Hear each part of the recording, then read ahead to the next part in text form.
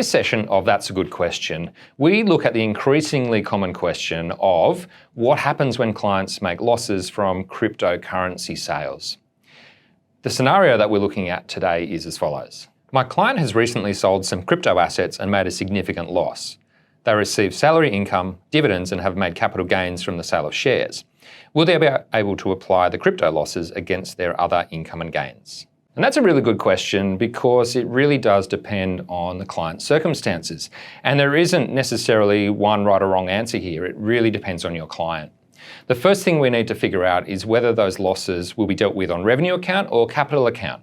Now, if your client has been carrying on a business of buying and selling cryptocurrency, so a cryptocurrency trading business, for example, then those losses that they're generating are likely to be dealt with on revenue account as business losses. In some cases, you might also find that a client who does not actually carry on a business of trading cryptocurrency has still held those assets on revenue account in connection with an isolated profit-making undertaking. If so, the losses, again, would be dealt with on revenue account. On the other hand, pretty much in every other situation, we would be dealing with losses that are going to be dealt with on capital account. They'll arise under the CGT rules. And that gives rise to some quite different tax implications. Now, if we just quickly run through those three possibilities in terms of how they would apply and whether those losses can be offset against other income. So if we have that client who's carrying on a business of trading cryptocurrency and the loss relates to a business activity, we need to look at the type of taxpayer. Is it an individual, a trust, or a company? If we're dealing with an individual, then we need to work our way through the non-commercial loss rules. If those rules or the various tests can be satisfied, then the business losses typically can be offset against other types of income. And that could include salary and wages, dividends, and net capital gains. In that case, we're applying the losses against net capital gains, which is after things like the CGT discount. However, if those non-commercial loss rules cannot be satisfied, if the various tests can't be passed, then typically those losses will be quarantined, which means they can only be offset against income generated from the same or similar business activity.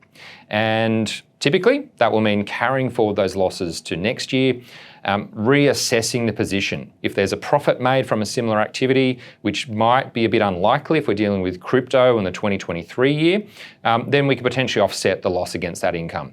Otherwise, we're going through those non-commercial loss rules and tests again to see whether those losses can be offset against other types of income.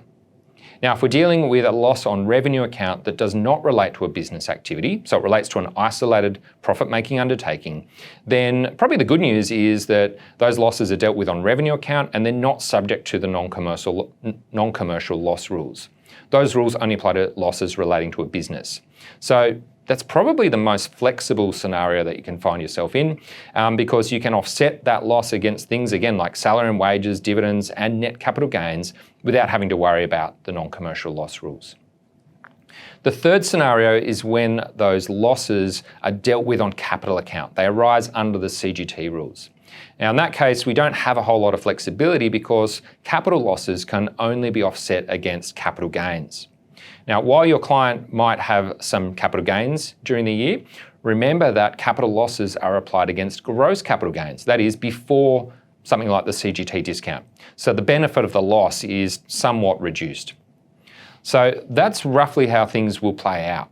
Now, if you're dealing with a client that is a company or a trust, then things are a little bit different and we would need to apply the company loss recoupment rules and the trust loss tests potentially, depending on whether we're dealing with a revenue loss or a capital loss. That becomes a little bit more complex and there are a separate set of tests that we would need to consider.